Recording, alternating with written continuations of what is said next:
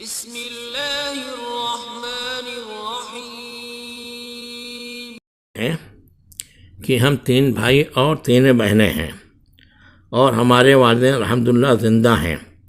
بہنوں کا کتنا حصہ ہوگا؟ پتہ نہیں کس کو مار کے بہنوں کو حصہ دینا چاہتے ہیں. سب سے پہلے میرا یہ کہنا ہے کہ اگر والدین کی کمائی میں ان کی جائیداد میں حصہ دینے کی آپ بات کرتے ہیں تو والدین ہوں یا کوئی شخص ہو، اس کی جائیداد ورثہ میں کب تقسیم کی جائے گی؟ مرنے کے بعد میں. مرنے سے پہلے جو ہے میراث نہیں تقسیم کیا جاتا ہے. میراث تقسیم نہیں کیا جاتا ہے. اگر ضرورت ہو تو سب کو برابر کچھ ہبہ کر دینا چاہیے. کچھ چیزیں ہیں، کچھ روپے بطور ہبہ یا زمینیں بطور ہبہ دے دینا چاہیے. اب اگر مان لو کہ کسی کا انتقال ہو گیا، ابھی تو انتظار کیجیے، اور نہ باپ کو کہیے کہ اپنی جائیداد میں سے ہمارا حصہ دو، نہ ماں کو کہیے کہ ہمارا حصہ دو. ابھی تمہارا اس میں کچھ حصہ نہیں ہے. ابھی جو کچھ بھی تم کو پڑھایا، لکھایا، کھلایا، پلایا، پرورش کی، وہ سب ان کا احسان ہے. مرنے کے بعد میں تمہارا حصہ ہو جائے گا. تو اگر مان لو کہ ان کے والد کا انتقال ہو گیا، فرض کرو کہ ان کے والد کا انتقال ہوا، تو اب جیسے یہ کہہ رہے ہیں کہ ان کی والدہ ہیں، 3 بھائی ہیں، 3 بہنیں ہیں، تو گویا کہ والد کا انتقال ہوا اور اپنے پیچھے چھوڑا ایک بیوی. ان کی والدہ وہ ان کی بیوی ہے، باپ کی بیوی ہے. ایک بیوی اور 3 لڑکے اور 3 لڑکیاں. پہلے 8 سے مسئلہ ہوگا، جس میں ایک جو ہے بیوی کا ہو جائے گا اور 7 حصے 7/8 جو ہیں وہ لڑکے لڑکیوں کے ہو جائیں گے. مگر لڑکے لڑکیوں کا حصہ 3 2 6 اور 3 9 بنتا ہے. 2 حصہ لڑکوں کا تو 3 کا 6 حصہ ہو گیا. ایک حصہ لڑکیوں کا تو 3 ہو گیا، 9 بنتے ہیں. تو 7 حصے کو 9 میں تقسیم کرنا مشکل ہوتا ہے.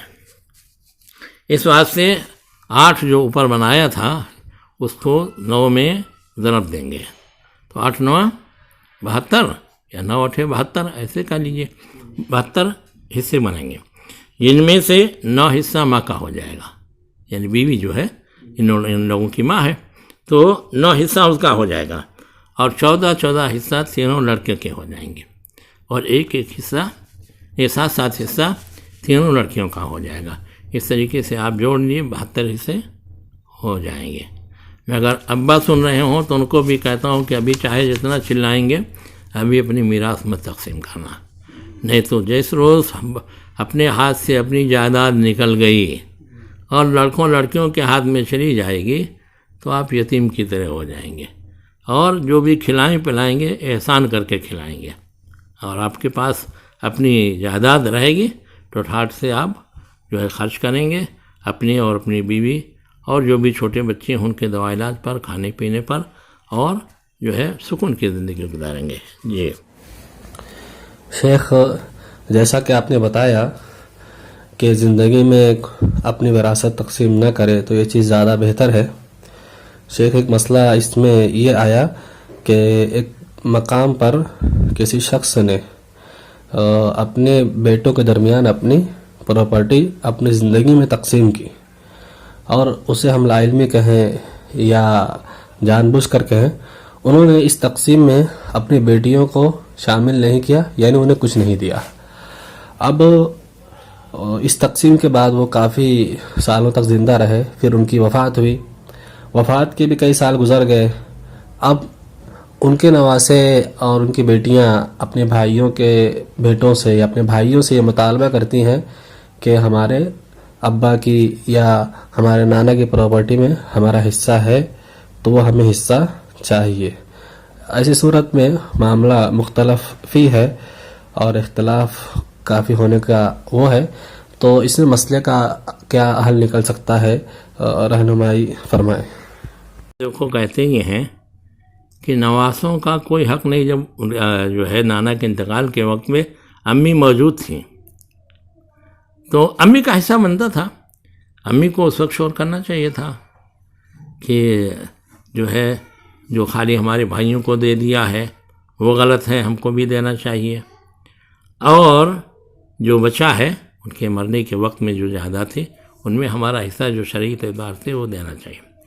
اگر جب باپ نے دیا لڑکوں کو دیا، لڑکیوں کو نہیں دیا، مگر اس وقت لڑکیاں کچھ نہیں بولیں اور لڑکوں نے لے کے اس پہ قبضہ کر لیا اور باپ کا انتقال ہو گیا۔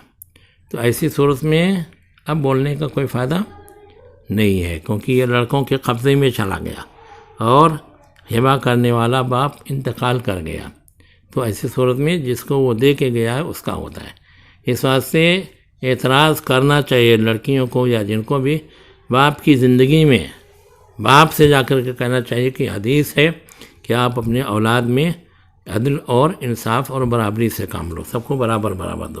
تو آپ نے ہمارے بھائیوں کو دیا اور ہم کو کیوں نہیں دیا؟ تو ہم کو دیجیے، ہم کو بھی ضرورت ہے، ہاں، تو ہم کو مانگنا چاہیے۔ اور اگر اس وقت نہیں مانگی کہ ابا سے کیا مانگنے جائیں تو اب مت مانگو، ہاں۔ البتہ انتقال کے وقت جو جائیداد چھوڑی ہے تو اس میں لڑکیوں اور لڑکوں کا سب کا حصہ ہوتا ہے، ذکر مثل حاضر حسین کے طور سے۔